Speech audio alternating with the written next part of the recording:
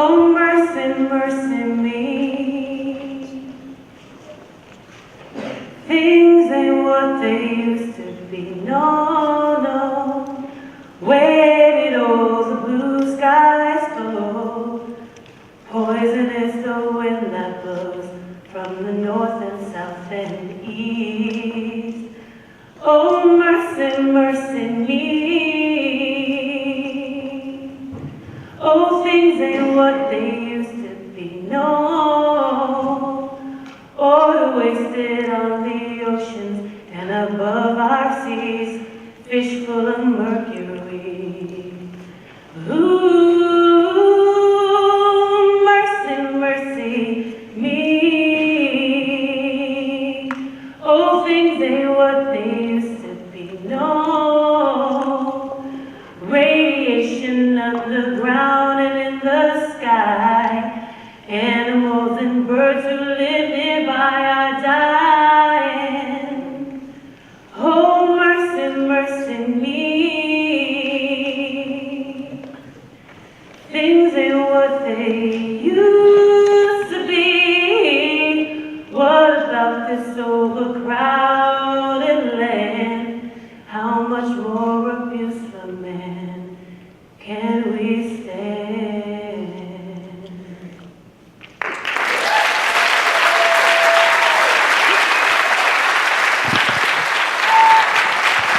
Good morning, Chicago. How y'all living? How y'all living? Good. Now you know I couldn't come to your city and not start without music, so thank you for indulging me.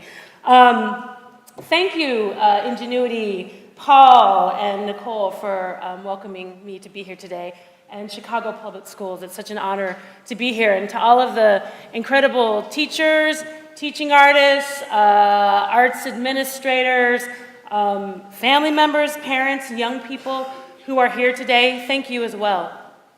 I'd like to take a moment as we get started to honor that we are on indigenous land, the land, original land of the Miami and Illinois tribes.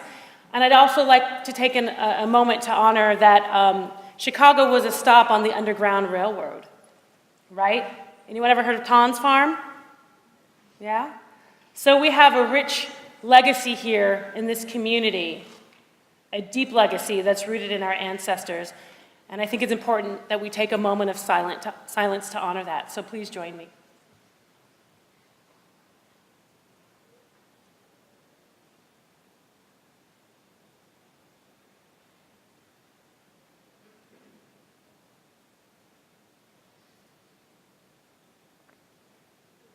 Thank you. It's important for me to always name and recognize those who have sacrificed, who've given their spirits, and who've paved the way for us to be here today. This nation was founded on genocide and slavery, assimilation and subjugation, but also in incredible struggles for liberation and freedom. And all of that legacy shapes and informs who we are and brings us here today.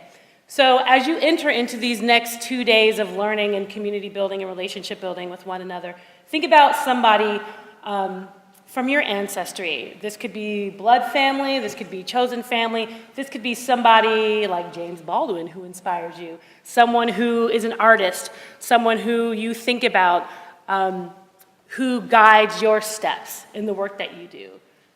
Bring them into this space with you today and over the next couple of days. And because I'm someone who believes in culture and someone who believes in ritual, I'd love for us to, just one by one, as that person's name comes to mind, please shout it out into this space.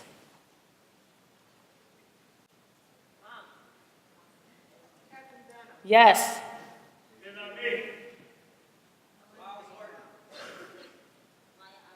Yes.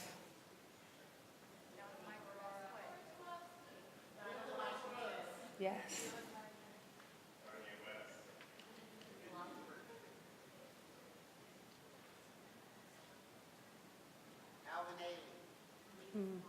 Yes. Dennis Banks.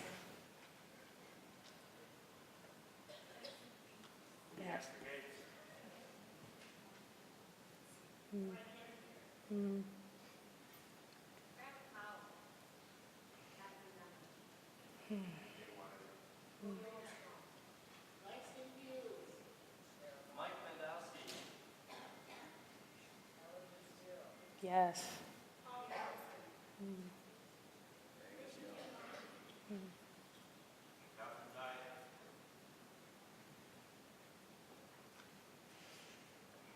Thank you.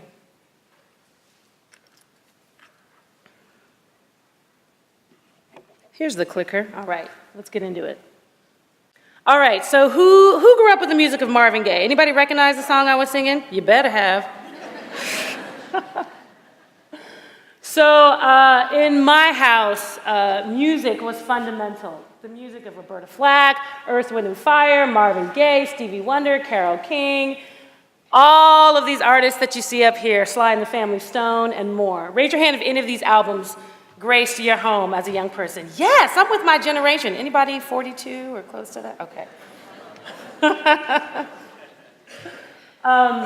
Oftentimes you would find me listening to my parents' records, laying on the floor with the headphones on, crooning to the top of my lungs. And Marvin Gaye's Mercy, Mercy Me, the ecology, that album, What's Going On, was one of my favorites.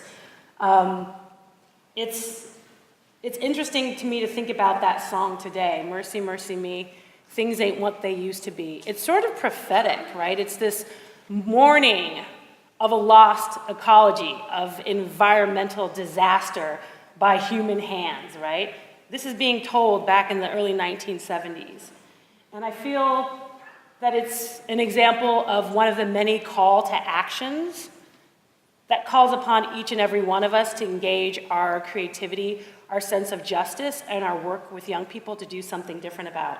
And you know, Mercy, Mercy Me, things ain't what they used to be, is a lot different than the rhetoric of Make America Great Again, if you feel me, right? Ooh, yeah. You know what's actually interesting about that? Is anybody a science fiction fan? Anybody read any of Octavia Butler? My sister.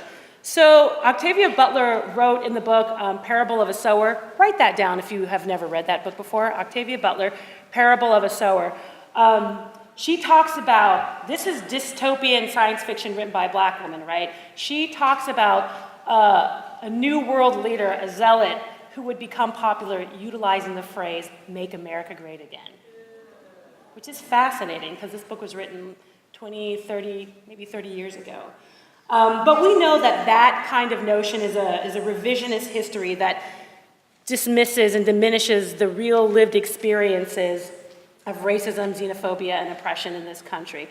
Nor does it begin to acknowledge the incredible creative struggles that have been led by those who are most impacted by injustice, alongside allies and accomplices for change. So I like to lean in and call on Mercy, Mercy Me as a call to action that is resonant, that is grounded in music and art and creativity. So a little bit about me and where I come from. Those are my folks, those are my people. That is Shirley Ann Payne Davis and Robert Edward Davis. My folks come from Oxford, Mississippi and Okalona, Arkansas. They were raised in the Jim Crow South of the 1940s and 50s under legalized segregation in a time where civil rights was beginning to rise, and many of their community members, loved ones, and folks that they cared deeply about in their lives were involved in many of these struggles. My mom is a visual artist. My dad is a singer. Both are deep lovers of music. And it was music that drove them to the West Coast many years ago, where they each found each other. My father joined the military, as so many young black men did, at a really young age to support his family. A single mother who had 6 children, 5 daughters, all of whom were working early on to support one another. My mom left Arkansas as a teenager, headed west for notions of possibility, dreams of possibility. And she and her homegirl, Mamie, who she unfortunately lost last year, started a career singing, right? And they were out in the clubs doing their thing, jamming. There's this story that my mom got a call from Tina Turner to join her on the road to do some singing, and she turned it down. I got to be kind of grateful for that a little bit, because who knows where I would be if that situation had been different. But my folks come from a deep, rich legacy steeped in music and culture, and brought that sensibility to me. So that's me. As a young one, music and art were prime in the household that I grew up in. And I had access to a very rich arts educational experience, both from what my parents brought me, what we had in our home, singing in church. I grew up in one of those houses where you went to church like 3 to 4 times a week, like twice on Sunday and then once in the middle of the week on Wednesday, right? Holler if that was your experience growing up. All right, you feel me, right? And so I had the opportunity to sing as part of my cultural context and create music as part of my cultural context. And also have access to band and choir and music during my educational experience in my public schools.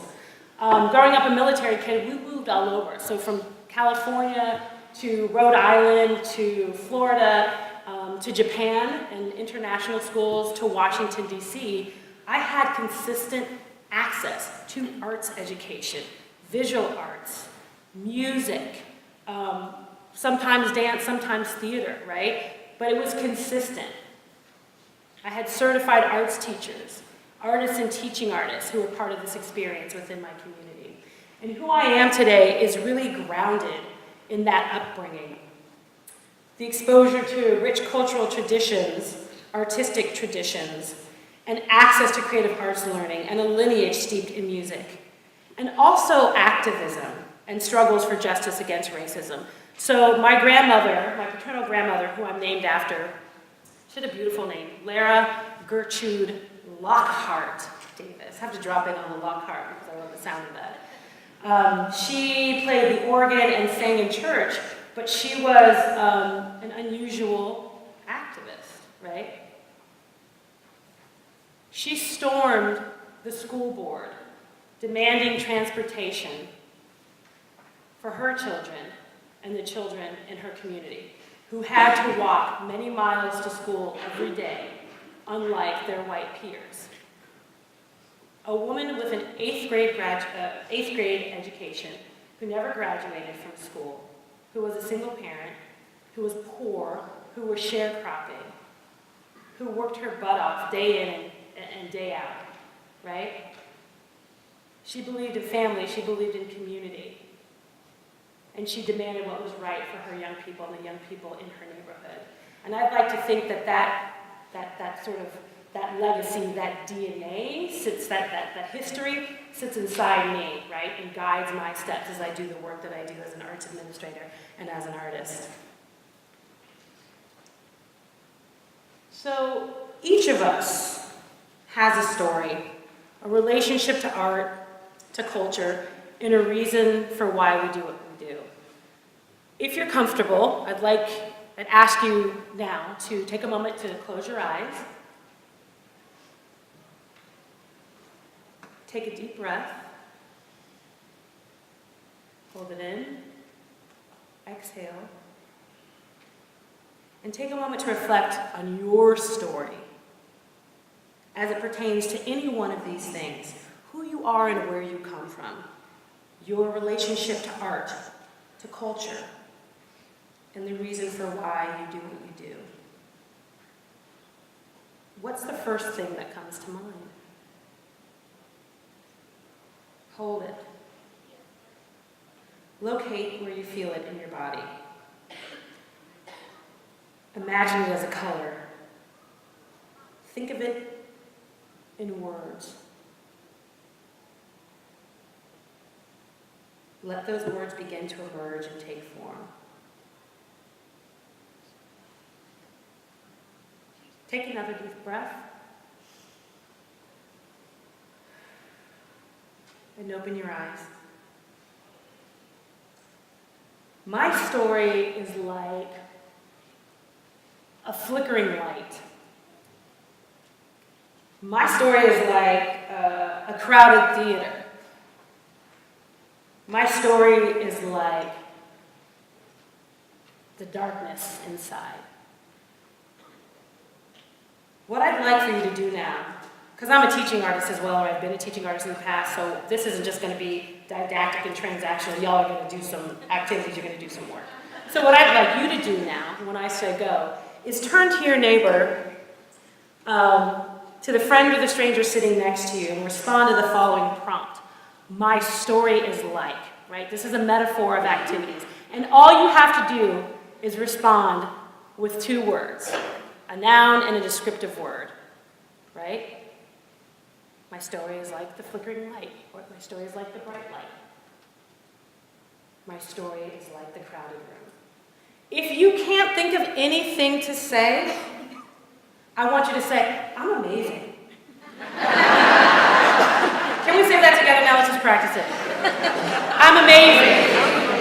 I'm amazing. I'm amazing. So, stream of consciousness, don't give it too much thought, right? My story is like, that's your prompt. I'm going to give you and your neighbor about 60 seconds, no more, to engage in this conversation. And again, if you can't think of anything to say, as you're going back, you say, I know that's right. All right, begin.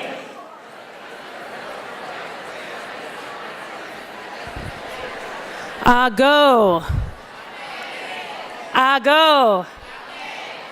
Go. Go. Yes, yes, thank you. For those of you who are not familiar with go, ame, it is a call and a response, which basically means, are y'all listening? Go.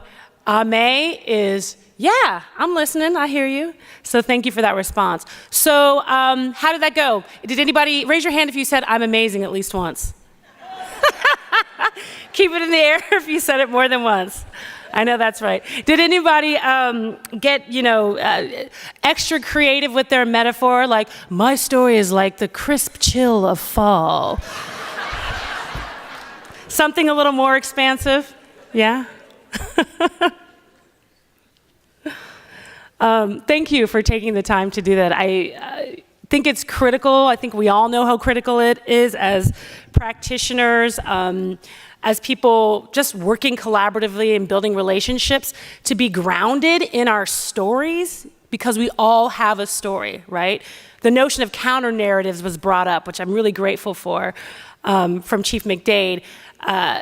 Counter narratives to me is really about drawing the stories from the margins back into the center, right?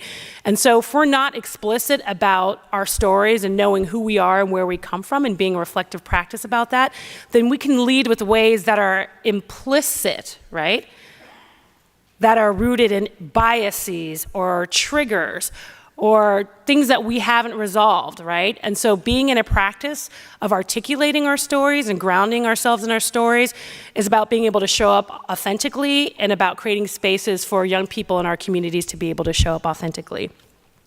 I am going to try to move a little more quickly through this text because I know we're getting short of time and want to make sure that you all have enough time to transition into your next space. But there's a few things I want to share with you while we're here together today. Before we move any further, though, I want to get a sense of who's in the room, because I think we're all doing this work from different vantage points and different contexts. So if you will, please just raise your hand if you are an artist. That's what's up. Raise your hand if you're a teaching artist. Raise your hand if you are a certificated arts teacher. Yeah. Raise your hand if you are a classroom teacher or another type of teacher within the school district.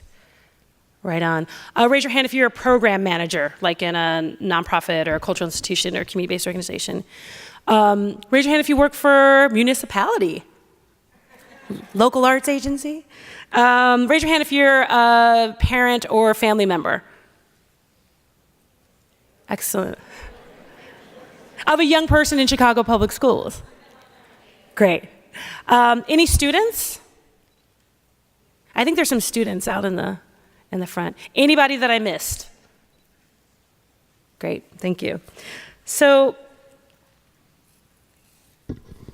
I want us to think about what the values are that we bring to this work, right? Our individual work and our collective work, and how we're showing up as individuals with these stories, right? With the personal narrative as workers and leaders who are also community members, right? We're not just defined by our institutions and the work that we do, but we're community members and we come with that cultural context. What is our relationship to power as it pertains to our classrooms and offices and the institutions in which they are situated? Do we understand its place within a larger ecosystem that contains all of these things? The point in thinking about our values is to understand and act from a place of knowing first and foremost who we are, the role and the impacts of the organizations and spaces in which we work on the communities that we serve. And in knowing, begin to understand how are we showing up for the work of justice in ways that actually shift power. If it is the inherent leadership of young people, families, and communities who are at the center, right, that we aim to recenter through our efforts, then how are we moving through that to that North Star? We talk a lot about like structural racism, structural oppression, structural inequity, and basically my understanding of that is that we have all of these institutions that are situated, right? If we're talking specifically about the field of arts education and community arts education, we have all of these institutions situated around young people and their families and communities that are having impact on them, right? That have historical barriers in place through policies, practices, and procedures, right? And so the work of equity is about dismantling that, but it's also about imagining possibilities for the future and building those possibilities in accountability to our young people who are at the center. And this work, I want to trouble the notion a little bit of empowerment, because this work is not really about empowering young people, but it's about recentering their inherent power and creating the conditions for them to be powerful, right? So they're at the center. Their communities and families are at the center. And our work is in supporting them.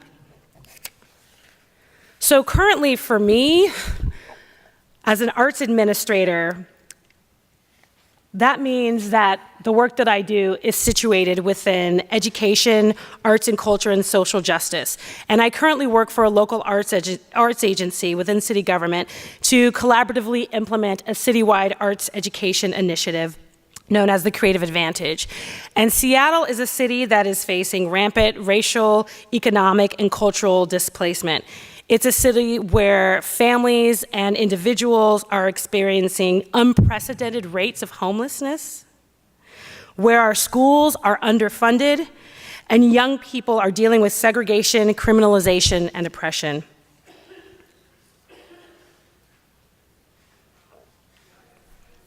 So the Creative Advantage, our work, is to reinvest in, is to reestablish equitable access to arts education for each and every young person in the district.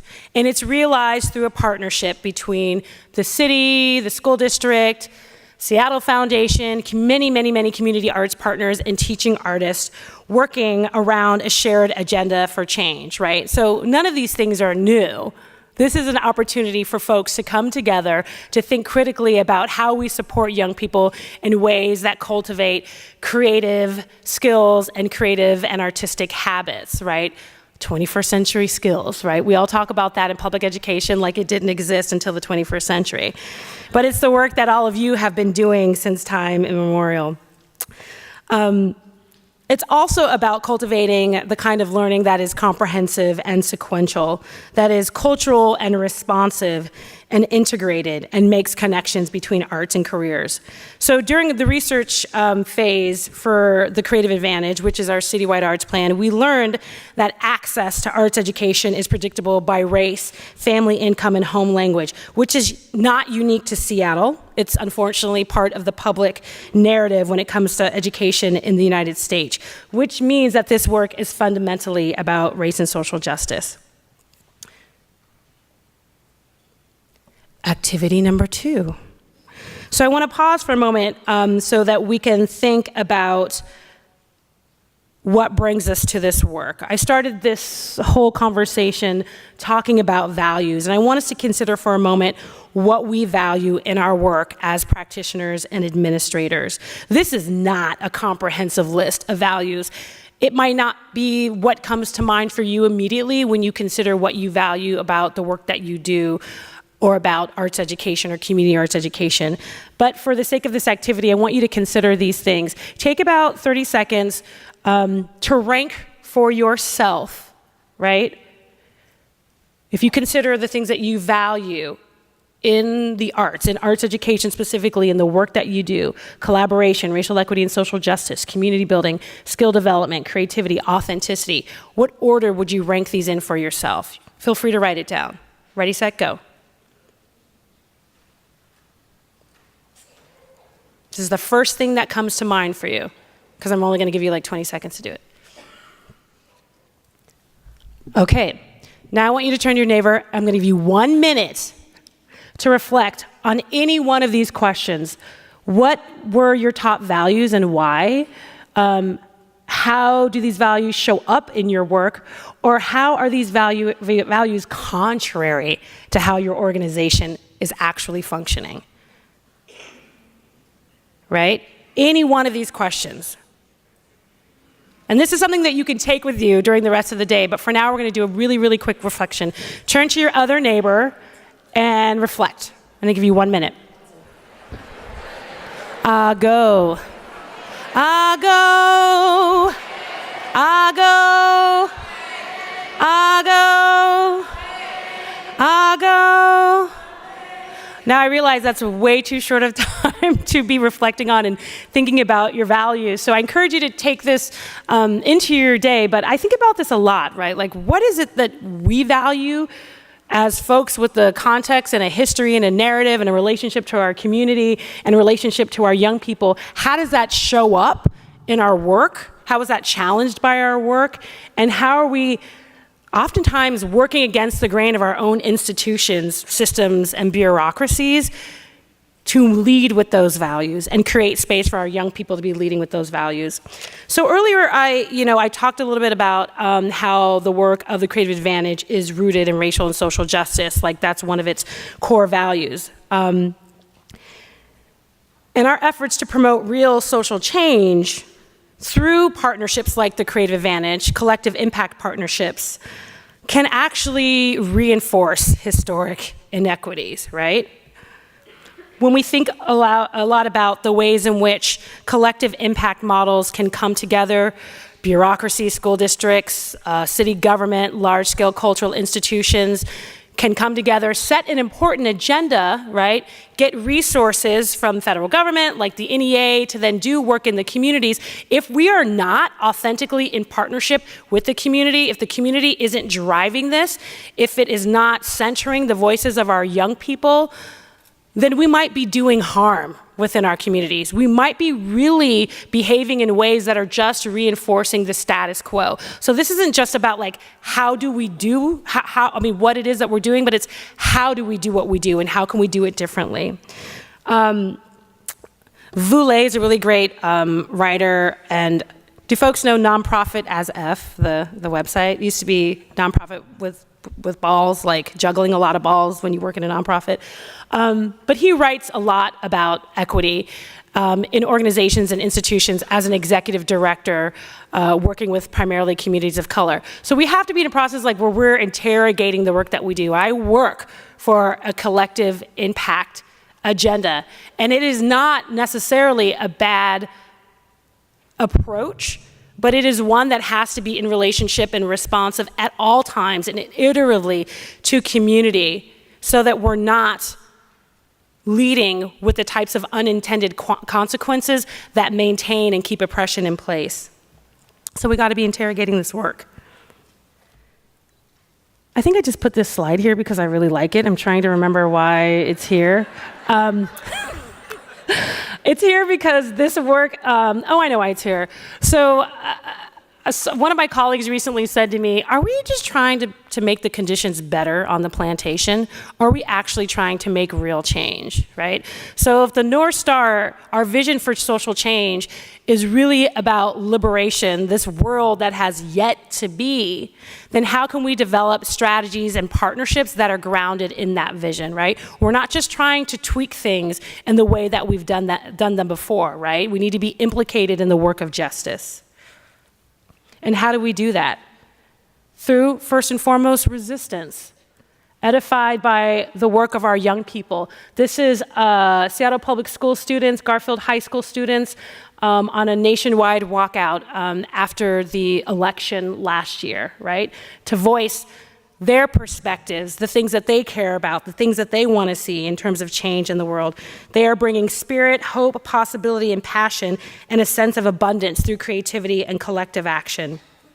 We have to trust them as the experts of their experiences, and our work has to be accountable to them. We also need to imagine, right? That's where your work comes into play so critically. You're engaging with young people. Many organizations here locally and organizations in Seattle who are centering the work of teaching artists and practitioners to collaborate with young people to create the spaces where young people have an opportunity to sing and dance and explore and center their voices, perspectives, and experiences. Do folks know Sean Ginwright?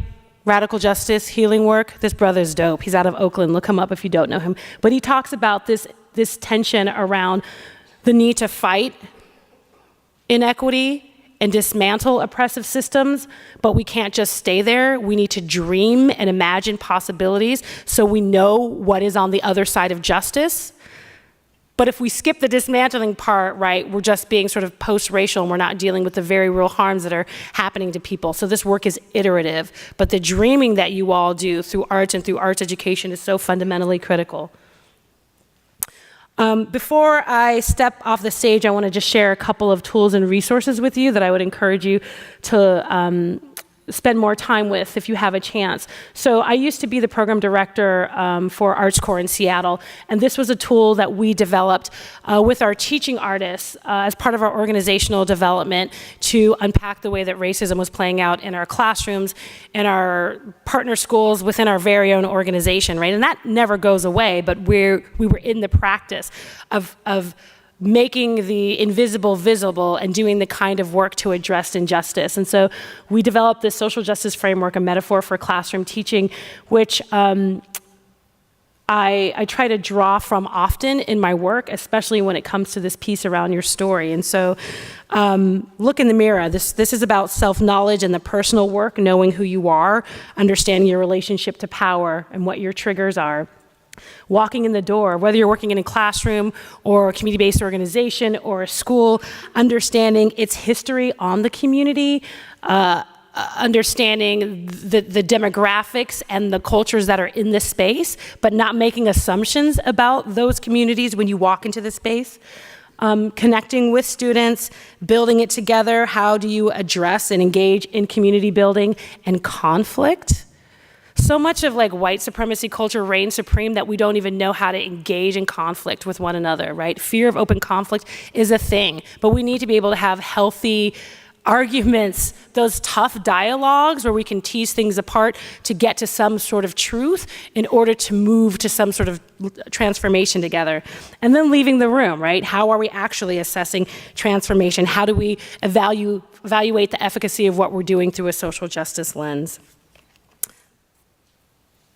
And then I want to share that in my current work right now in city of Seattle, my staff has been organizing for change within our own department.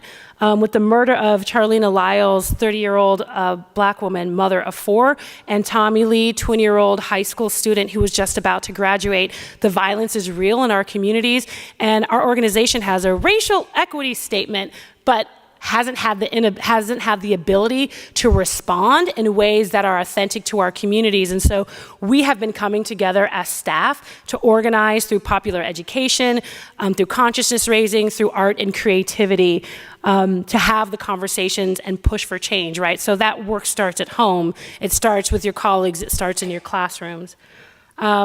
I'm flying through these last two things. These are some really dope things to consider if you're looking for development that's rooted in radical healing, that's rooted in social justice, that is supporting artists and arts administrators to come together and learn from one another. And then finally, I got to do a shout out to the organization that got me activated, Seattle Young People's Project, where I learned how to politically organize by and from young people engage in the community. And I see these young people every day in my community now in their 20s and 30s as young leaders.